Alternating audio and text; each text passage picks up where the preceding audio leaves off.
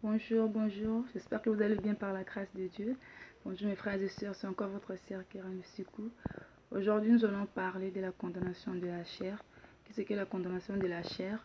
Quand on parle de la condamnation de la chair, on voit, c'est le fait d'être sous l'emprise de l'ennemi, c'est le fait d'être sous l'emprise du diable.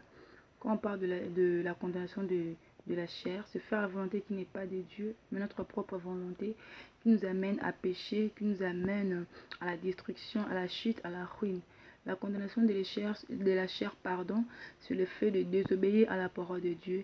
C'est le fait d'obéir à ce que le diable vous dit de faire, comme l'a fait Ève dans le jardin d'Éden au commencement de la terre. Je dis que la condamnation de la chair, c'est exemple, tuer, voler, faire de faux témoignages contre nos prochains, détester la parole de Dieu, s'éloigner de Dieu, continuer à faire du mal, malgré que nous avons eu la capacité, nous avons eu la chance d'écouter la parole de Dieu, nous continuons toujours à faire du mal. On peut être un élu, on peut être un appelé de Dieu, mais nous serons condamnés par la chair à cause de nos faiblesses. La faiblesse, c'est ça ce qu'on appelle la condamnation de la chair. Ce qui nous amène, ce qui nous éloigne de Dieu, ce qui nous amène vers le monde, les désirs de la chair, les envies,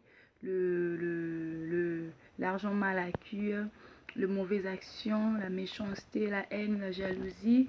C'est ça ce qu'on peut appeler la condamnation de la chair. C'est ça qui nous condamne à la chair, c'est ça. C'est grâce à ces choses que nous sommes condamnés à la chair. Au lieu d'être appelés des véritables adorateurs, des vrais adorateurs, nous sommes justement des adorateurs. Ceux qui n'adorent pas le Père en esprit et en vérité parce que nous sommes condamnés à la chair. Nous envions ce que les autres ont. Nous envions l'argent, le bien de trucs qui ne nous appartiennent pas. Et nous cherchons à faire du mal pour avoir ce qui ne nous appartient pas.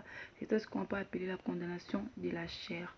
La condamnation de la chair nous lie dans des freinages, de blocages, de limitations de nos familles, des limitations de lois, de coutumes de nos ancêtres, des alliances sataniques,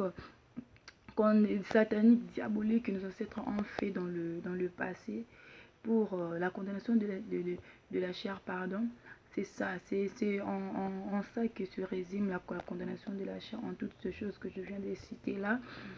La condamnation. Pour être libéré, nous devons accepter Jésus-Christ comme Seigneur et Sauveur. L'accepter car il est venu dans Jean 3,16, il est venu pour nous racheter. Son sang nous a rachetés sur la croix. Nous ne sommes plus esclaves de la peur, mais nous sommes enfants de Dieu. Nous ne sommes plus condamnés de la chair quand nous acceptons Seigneur comme Sauveur et quand nous acceptons Jésus-Christ comme Seigneur et Sauveur.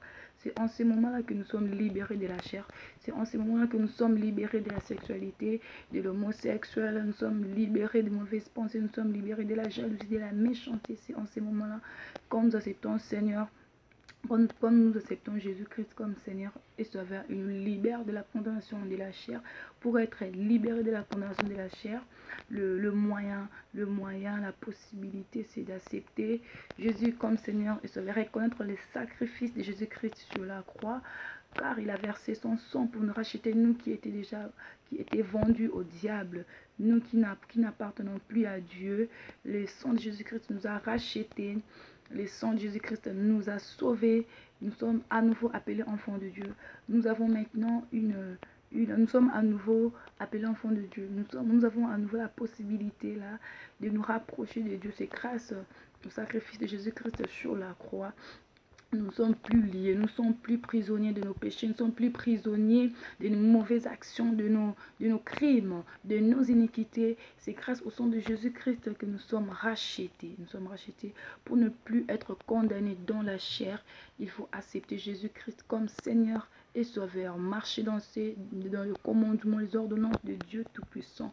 Marcher selon la volonté de Dieu et non notre propre volonté ou la volonté de nos parents, de nos tantes, de nos oncles, de nos frères et sœurs, de nos camarades. Nous devons nous laisser influencer par le Saint-Esprit et non par ce monde. Car toute chose passera, mais la parole de Dieu ne passera jamais. Lisez dans Romains 12:2, vous verrez que le Dieu nous demande de ne pas nous conformer au siècle présent, mais d'être renouvelés par l'esprit de l'intelligence pour accomplir ce qui est agréable et parfait à Dieu. Voilà mes frères et sœurs, ce que j'allais vous dire, partager avec vous. Ne pas étant chrétien étant enfants, un véritable enfant de Dieu, nous devons nous détacher, nous devons nous délivrer de cette condamnation de la chair. Nous devons nous délivrer de cette condamnation de la chair, ne pas laisser la chair nous conduire, mais laisser le Saint-Esprit que Dieu a envoyé aux disciples pour ne pas les laisser comme des orphelins, nous guider, nous conduire pour que nous puissions accomplir la mission que Jésus-Christ nous a envoyée, accomplir sur cette terre, qui est de gagner des âmes pour la gloire du Père.